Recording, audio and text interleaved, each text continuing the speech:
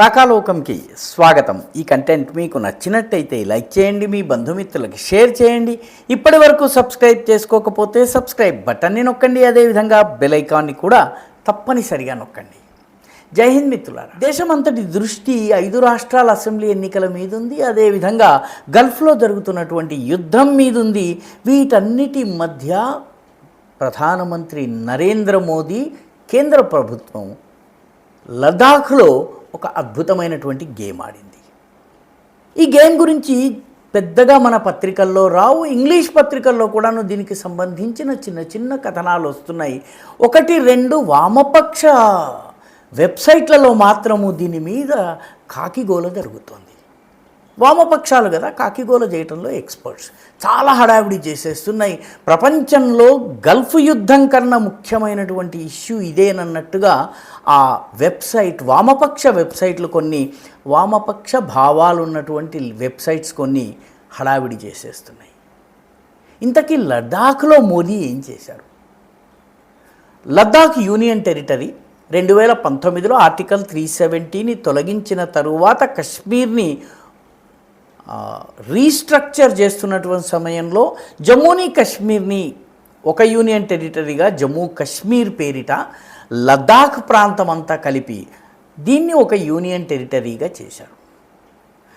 ఈ యూనియన్ టెరిటరీలో 2 భాగాలు ఉన్నాయి. ఒకటి కార్గిల్ భాగంలో ముస్లిం జనాభా ఎక్కువగా ఉంటుంది, షియా ముస్లిములు ఎక్కువగా ఉంటారు. కార్గిల్, ద్రాస్ ఈ ప్రాంతాలన్నింటిలో కూడాను వీళ్ళ జనాభా ఎక్కువగా ఉంటుంది.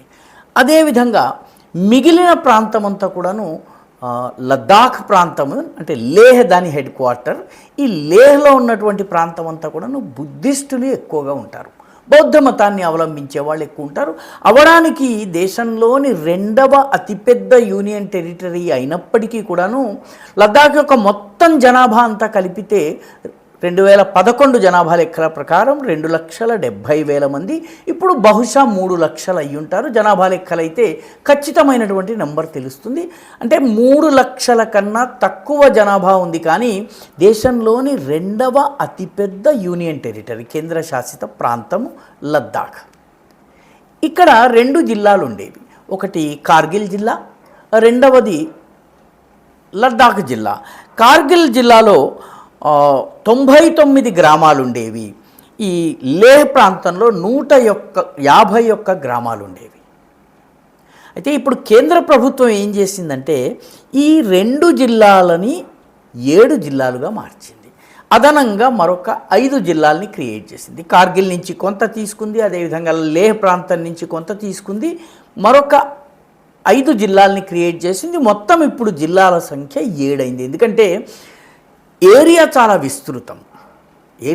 విస్తృతం, జనాభా చాలా తక్కువ. అక్కడొక గ్రామం, ఇక్కడొక గ్రామం ఉంటుంది. వీటన్నిటిని అడ్మినిస్టర్ చేయడం అనేది మొత్తము లడాఖ్ని, లే ప్రాంతాన్ని ఒక జిల్లాగా కనుక భావిస్తే అడ్మినిస్ట్రేషన్ కష్టమవుతుంది. ఎందుకంటే అక్కడ రకరకాల సదుపాయాలు, రోడ్లు ఇవి కూడా సరిగ్గా లేవు. కాబట్టి చిన్న జిల్లా యూనిట్స్ చేయడము కేంద్ర ప్రభుత్వం పరిపాలనా సౌలభ్యం కోసం చేసింది.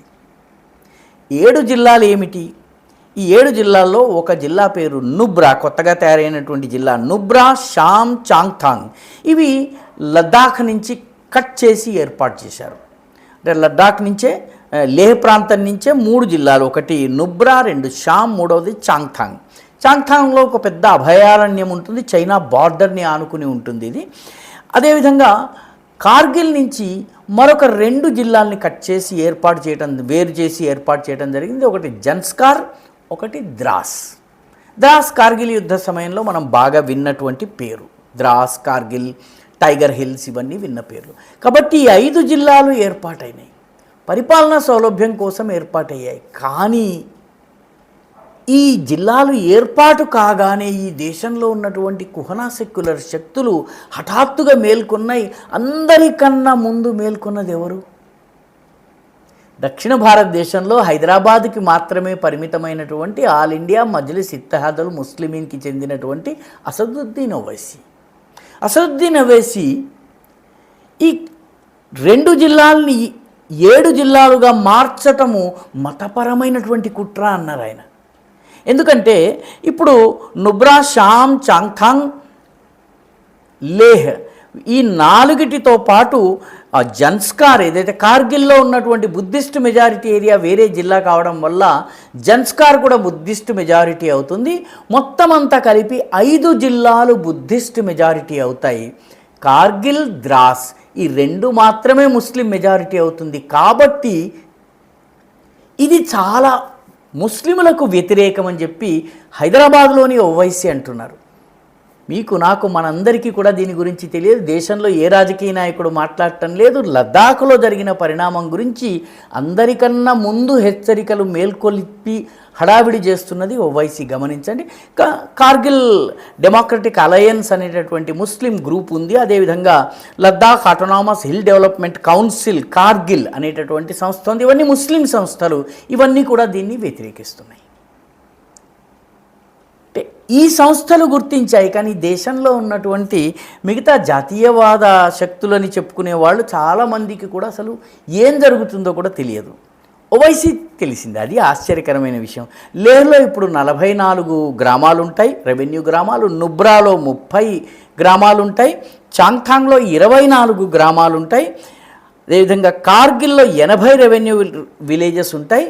షామ్లో 27 ఉంటాయి. జన్స్కార్లో 26 ఉంటాయి. ద్రాస్లో 19 ఉంటాయి.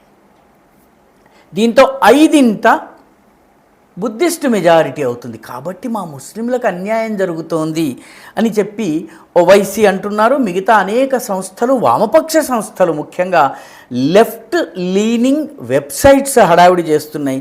పరిపాలనా సౌలభ్యం కోసం చేసినప్పటికీ దీనిలో ముస్లింల యొక్క ప్రాధాన్యం తగ్గిపోతోంది. ఈ రకంగా విభజన చేయటం వల్ల ముస్లింల ప్రాధాన్యం తగ్గిపోతుందని చెప్పి హడావిడి చేస్తున్నారు.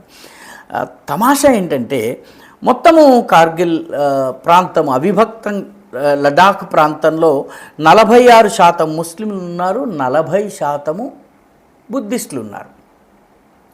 అయితే ఇదివరకు ఒకే లోక్సభ స్థానం ఉండేది.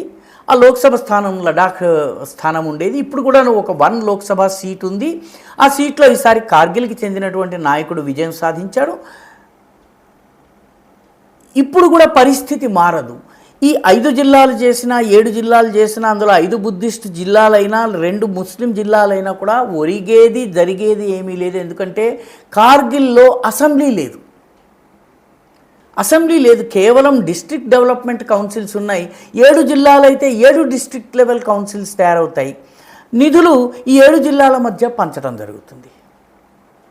కేంద్ర ప్రభుత్వం ఇచ్చేటటువంటి కేంద్రపాలిత ప్రాంతానికి ఇచ్చే ప్రత్యేక నిధులు, సరిహద్దు జిల్లాగా వచ్చే నిధుల్ని ఈ 7 ప్రాంతాలకి పంచడం జరుగుతుంది. ఎన్నికలు లేనప్పుడు ఇందులో మతపరమైన కుట్ర ఎక్కడుంది? కానీ వామపక్ష వెబ్సైట్స్ కానీ అసదుద్దీన్ ఓవైసీ కానీ మేల్కొని దీనిపైన చాలా హడావిడి చేస్తున్నారు. మనలాంటి వాళ్ళకి అసలు దీని గురించి తెలియని కూడా తెలియదు. ముఖ్యంగా ఈ జాతీయవాదులని చెప్పుకునే వాళ్ళకి కూడా లద్దాఖ్లో జరిగినటువంటి ఈ చిన్న అడ్మినిస్ట్రేటివ్ మార్పిడి వల్ల 7 జిల్లాలు ఏర్పడ్డాయి. 7 బుద్ధిస్ట్ మెజారిటీ ఉంది.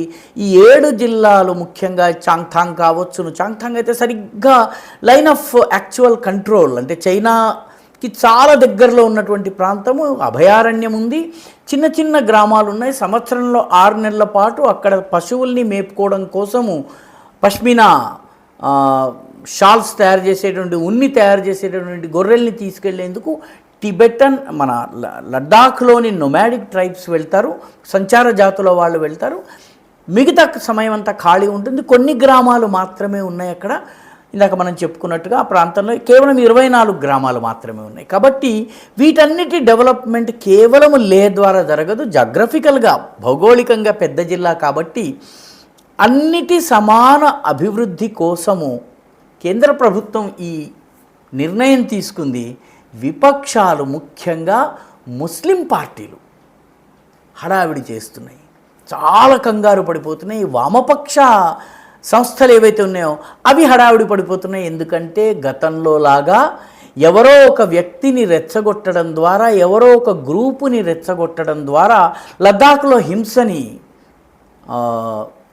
సోనం వాంగ్చుక్ లాంటి వాళ్ళని రెచ్చగొట్టడం ద్వారా లద్దాఖ్లో ఏదైతే హింసని ప్రేరేపించారో అలాంటిది ఇకపై సాధ్యం కాదు. ఎందుకంటే 7 జిల్లాలు ఉన్నాయి. 7 జిల్లాలకి 7 జిల్లా కేంద్రాలు ఉన్నాయి. పరిపాలన సౌలభ్యం పెరుగుతుంది.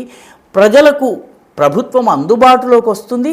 పర్యవసానంగా ఒక సోనం వాంగ్చుకో లేకపోతే ఇంకొకరో మొత్తము లద్దాఖ్లో హింసను ప్రేరేపించేసి లేహ్ని కాల్చేస్తే మొత్తము లద్దాఖ్ అంతా కూడా ప్రభావితమైనట్టు వాతావరణాన్ని సృష్టించవచ్చును. ఇప్పుడు అది చేయలేరు. కాబట్టి మోదీ వేసినటువంటి ఈ ఎత్తుకి జాతీయ వ్యతిరేక దళాలు ఏవైతే ఉన్నాయో, గ్రూప్స్ ఏవైతే ఉన్నాయో, ఈ డీప్ స్టేట్ అనుకూల గ్రూప్స్ ఏవైతే ఉన్నాయో అవి చిత్తయ్యాయి, అవి కంగారులో ఉన్నాయి. ఈ వీడియో మీకు నచ్చినట్టయితే లైక్ చేయండి, షేర్ చేయండి, ఈ ఛానల్కు సబ్స్క్రైబ్ చేయండి. మీ అభిప్రాయాన్ని కమెంట్ల రూపంలో తప్పనిసరిగా పంపించండి.